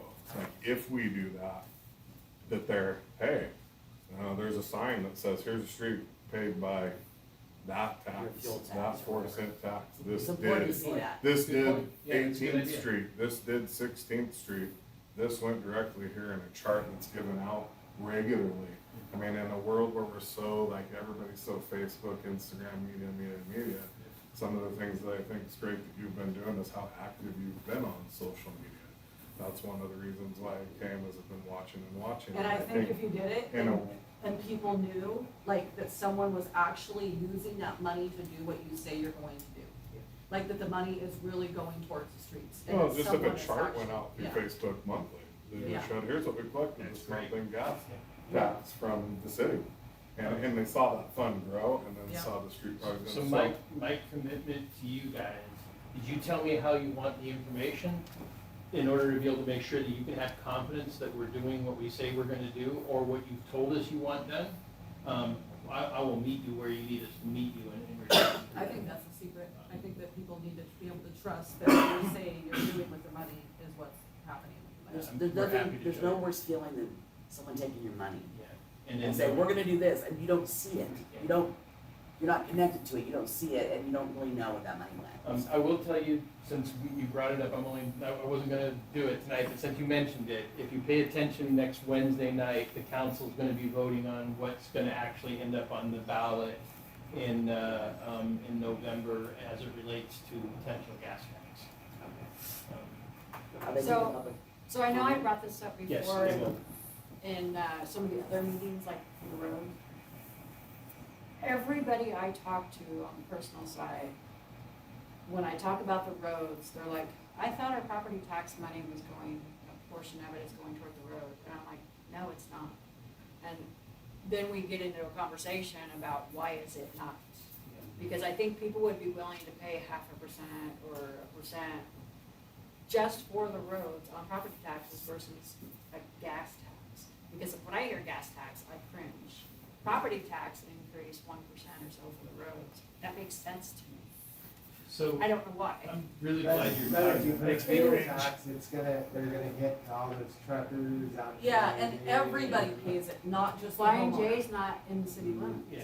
But Yeah. it'll be a Yeah, no, county you're tax. When right. it, yeah, when it comes to Just gas Just the tax, city.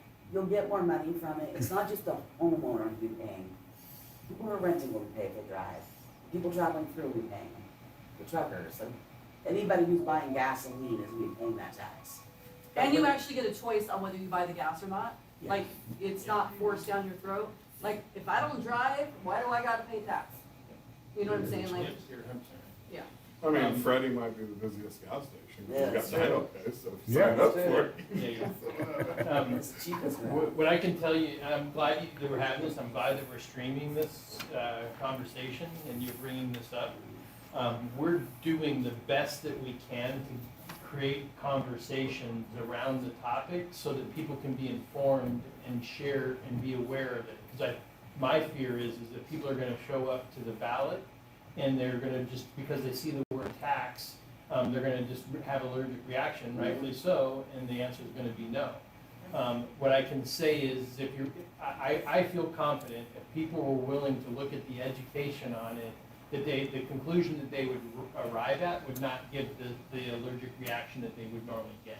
Especially like the difference between state and local is significant.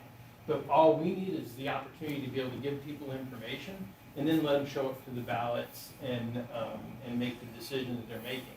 We've done, I think, Kyle can correct me, I think we've done 8 separate community roundtables that are putting out into the community saying, hey, we're gonna be here, let's talk about it, and you ask the hard questions.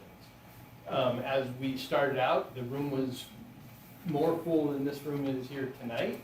And as we've progressed, it's gotten smaller and smaller and smaller. The last 2 that we did had 4 people in the room, and 3 of them were city staff. And so it's not, and we keep changing the times and moving to different days of the week in order to try and put it out there and find the thing that's going to get people to be willing to come out and get informed on the topic.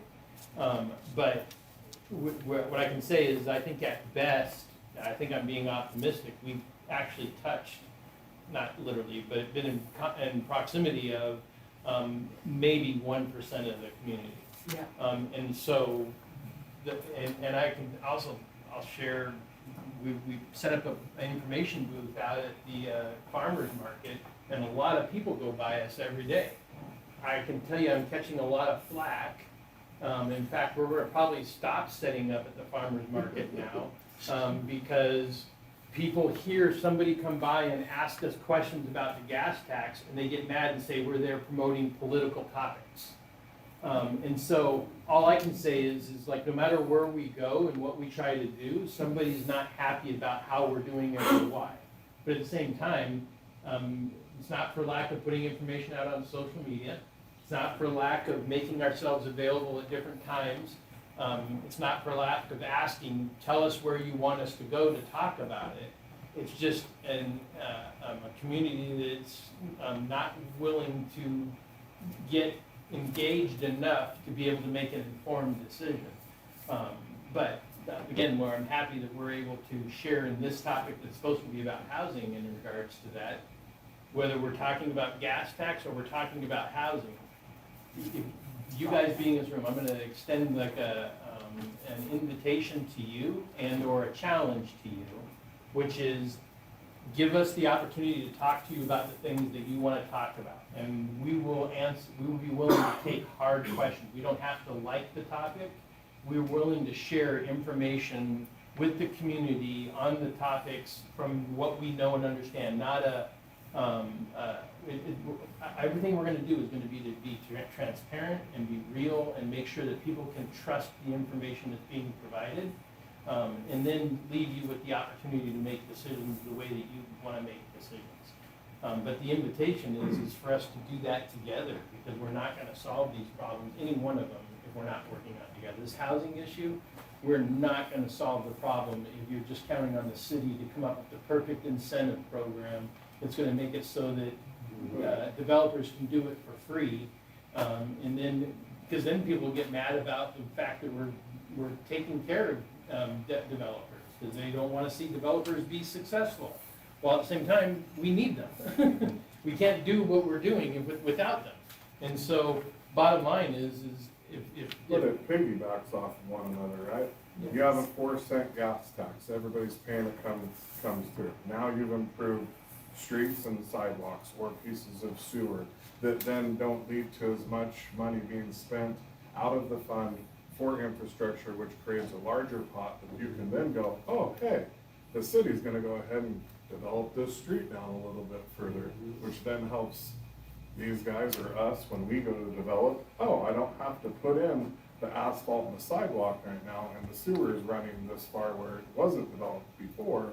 Now it's developed and all I have to do is tap in instead of running it all. So it all helps and those kinds of things all help. Another thing that connects to all that too, thank you. Another thing that connects to that, like we want growth. One of the problems that we have as a community is getting attraction to bring people into the community because we have such a steady decline now in population. We're not growing right now, so trying to convince businesses to come here and invest into our community and give us the things that we're saying that we want, that we struggle to get them to come here. We can't come up with the incentive that's making them want to come here. A lot of people have thought process and opinions about what kinds of businesses should be down here on Adams Avenue and what shouldn't be down here on Adams Avenue. What I can tell you is what we're getting is the only ones that are willing to come, the only ones that are willing to do it, the only ones that are marginally doing well enough to be able to continue to thrive in their style of business. We want the things you want there for business. We just, it doesn't pencil for the people that are able to say that they want to come here and do the business and get it. Well, it doesn't help that all the big business goes out into Island City. Yeah. And all the major revenue is in Island City. And, We need to annex Island City. go ahead. So my bottom, real quick, my bottom line is that I think that this housing crisis we can do without raising taxes. Honestly, I listed it down in there, a bunch of options with the state money, stuff like that. I think we can do it without worrying about raising taxes, whether it's gas, sewer, whatever. There's options in there, you just gotta go after it. LeGrand just needs to get prepared for that growth. And invest in that growth, it's not a cost, it's an investment. So you guys start working on those state funds, stuff like that, like get on it, start moving in, invest in it, then we'll start growing, and then these businesses are gonna come. I promise you, I've done a lot of work to get these businesses here, and it's hard to do, but the advantage is, we're using a rural Oregon. So instead of a 1 to 3 mile bubble, we're using a 40-mile bubble, and convincing them to hear, and the state needs to spend it because we're rural Oregon. They need to show that they're investing in rural Well, Oregon. I guess my next question would be, where a part of the draw to come here is we're not a big city. Yeah. So we And part gotta of the have draw to controlled come growth, here- controlled growth. Right, so I would just be careful about how much you're trying to grow, just because we already need more housing, right? Housing, we're We short. need housing before we even grow. Right. And I think the housing definitely needs to be first, and then we can see what happens there. Like, if getting the housing in first is gonna even be the biggest. You're 100% right, they And then- won't even look at us And without then the housing. growing should be a whole nother conversation for the city to get involved in, because the draw to be here is because it's not a big city. Like, if we want a big city, we need to move to a big city. Like, I'm So just saying. I agree with what you're saying, but when you say the draw to be here, when we show a steady decline in our population, I'll say this actually kind of hurt. Today I got this email from somebody I've never ever gotten an email before in my life, that said to me that they brought some friends into town to try and convince them to move to LeGrand. And they drove around LeGrand with them, and they said the roads were so horrible that their opinion was that the city can't manage their roads. How are they managing the rest of their government? And so therefore, this isn't a place we want to live. And then that's the email that I got back in response. And I'm like, all right, I have some What do you thoughts. say to that, right? Yeah, what I can say is they're not wrong in regards to the streets and roads. They deserve better than that. In regards to what Tim said in regards to taxes, the problems we're trying to solve, the growth is definitely needing to be there, but the problems that we have, that's the housing issue is just one of many problems that are occurring within the city. And we're not, I will say growth will help us address those issues, but I can also say that if the pace of growth, which right now suggests is declining, Reduction. if the pace of growth isn't occurring, again, we're left with very few options as to how we try and keep what we have. And unfortunately, if we don't get new, and I'll be honest with you, when I talk about new revenue sources, there's an argument in there, we could say that that's just another form of tax. Because what we have to do is figure out things that people are willing to pay for, that we can get additional monies coming into the city, they're gonna help us pay for the things that we're needing to do in the city. The cost to pay for our police department and the cost to pay for our fire department, the cost for a library and a parks and recreation, are all expensive, and they're all things that our community rightfully wants and even needs. But the cost to do those things are rapidly outpacing the amount of money that we have coming in. And I wouldn't say that the team's done a great job, and I'll stop here in just a second. Please, please, please, come out on the 22nd of July, or at least watch it on streaming. We're gonna give a big update in regards to what we're doing in regards to all of that, to try and get after it. But again, the answer to all of that's gonna be, some of it's gonna be this growth, some of it's gonna be other things that we're doing, and it's also gonna talk about what the worst case scenario could be, but I'm not trying to be alarming. I just think that the community needs to be fully aware of what we're doing to solve the problem, and what happens if we don't. Well, and if you bring in the housing that this market calls for right now, honestly, if you look for a job right now in this area, this market calls for the upper to low $300,000 houses. If you don't take care of the people that are already working here, they're gonna keep moving away. That's right. They'll Until find they someplace find. else they can find. That's a So great point. your first tackles need to be your housing that matches the people who are working here and the roads. Like honestly, it sounds like that's the biggest complaints in this area right now. Yeah, they're If you start there, you're gonna get going somewhere that's gonna eventually lift it up. Yep, 100% agree with you. And I can tell you, so behind, there's two things, I don't want to monopolize our housing conversation. Anybody that would like to talk about how we're getting after the road stuff, there's more than just simply the gas tax that's being looked at. I'm gonna go plant some flowers in the potholes, are you okay with that? Yeah, that actually, Kyle would welcome that. Flowers in the potholes.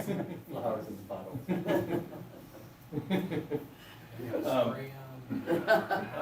She's spending more money. So, That's asphalt. just because we committed this time to being about, especially if there's people that are online watching, can you see how many people are watching? No, I mean, I had to change my screen, but. I'd like to stay committed to the topic that we're here for. Does anybody have any more questions in regards to housing? Anything they'd like to talk about there? Really quick, do you guys give an incentive, for contractors or homeowners who are wanting, to add those accessory dwellings, or contractors who wanna build and, housing for someone with a disability? Do you give like some kind of incentive for that type of house to be built? Not right now. Not right now. The reason why I ask, because our population, baby boomers are increasing, obviously, more disabilities. People who have disabilities trying to get into housing find it very hard, to get into housing that have the modifications in them. And if they're not living in federally funded low-income housing, the cost is on them for that modification. And most of them can't afford it, so they go without the modifications to have equal access to housing. So, yeah, and so honestly, and it's easier to put those adaptable modifications in at the time of build than to do it after the fact.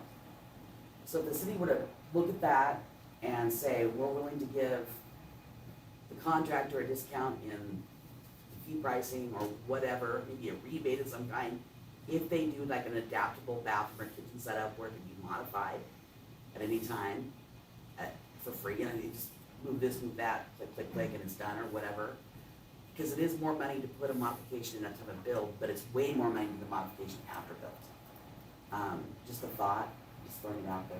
When we build a house, we have codes, everything's. Yes, exactly. Like, we don't get to build a house without being doing it.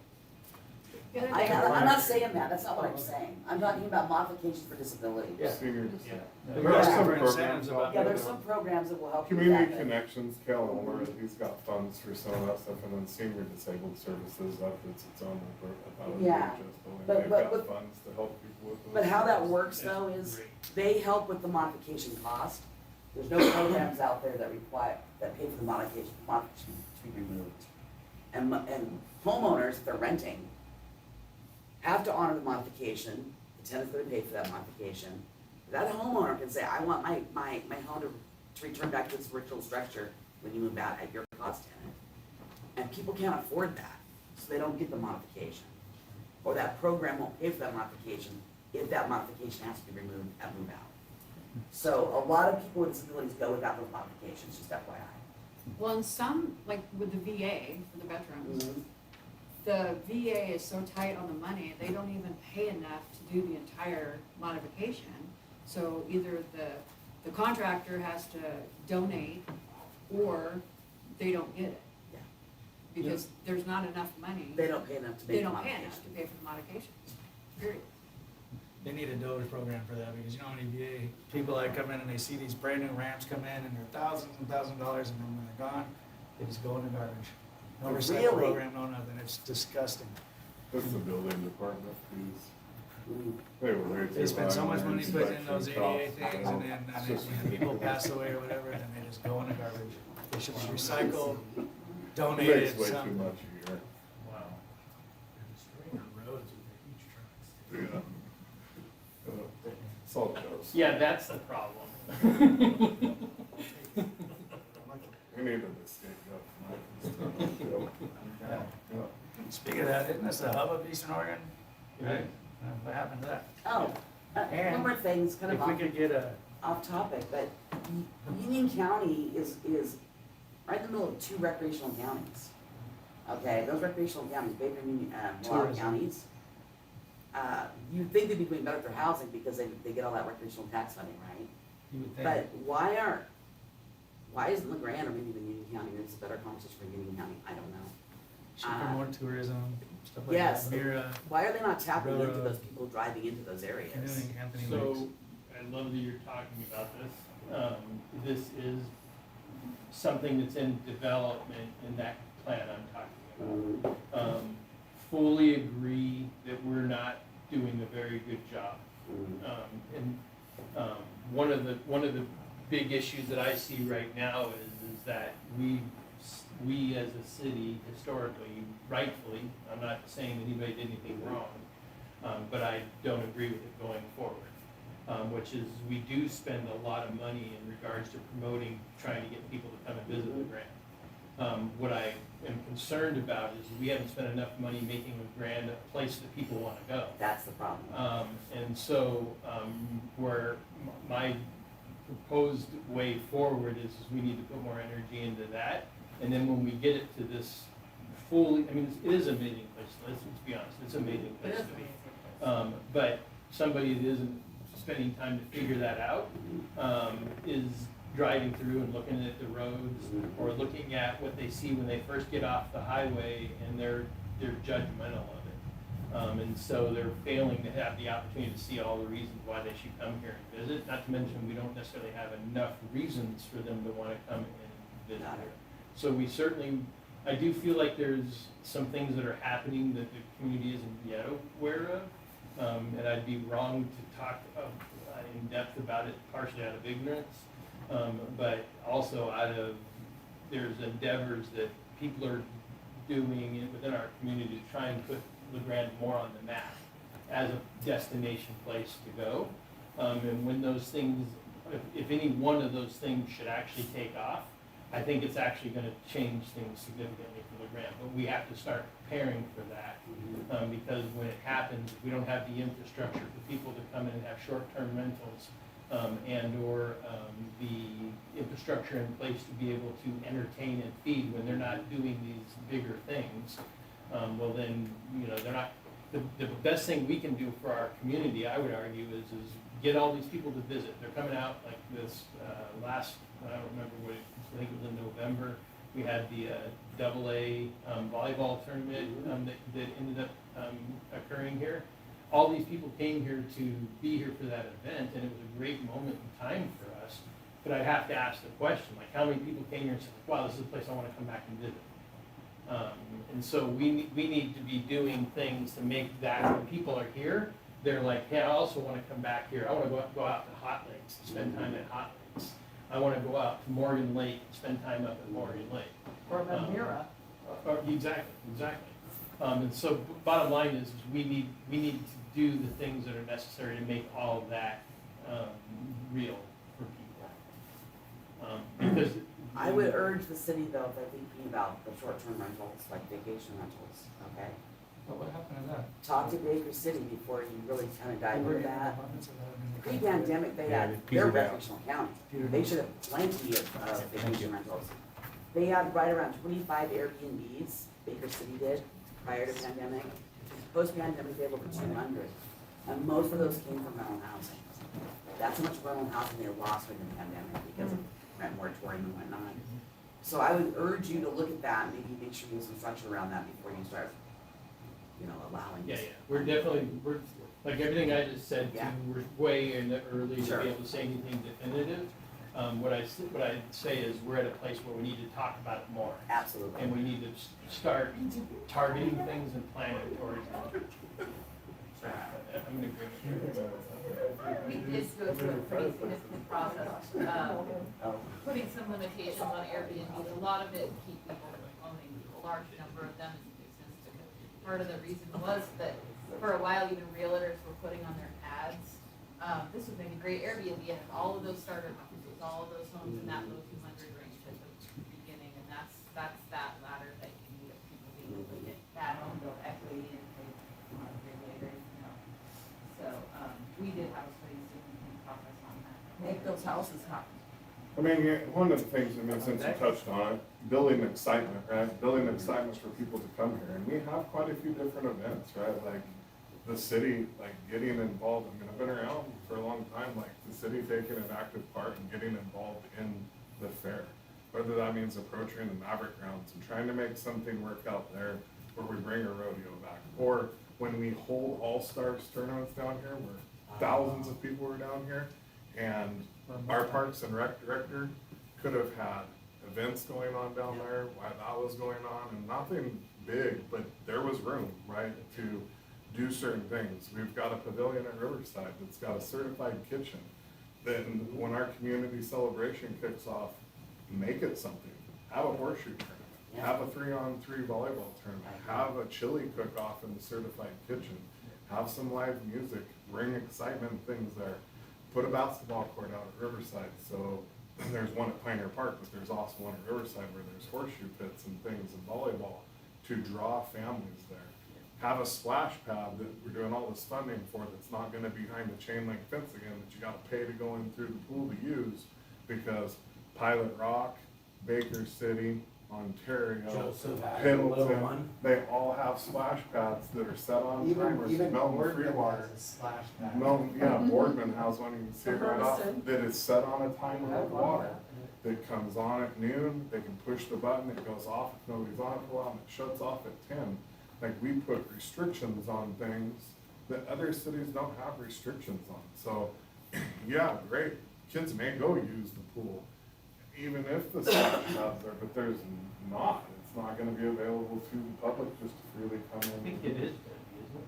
Yeah, it's We gonna be don't have available to anything the for our public. kids to do here, period. They'll be able to just go over and go and use it, you don't have to go and pay for it. Is it gonna be open? Because originally it wasn't. It was still Yeah, no, gonna be part it'll of be, that. my understanding is if you hit me up, and I'll make 100% sure, The but existing splash pad has to be behind the fences because there's actually standing water and there's Yeah. required lifeguard. I knew that The part, new one but the does new not. one. the new one doesn't, and so now you have free access to it.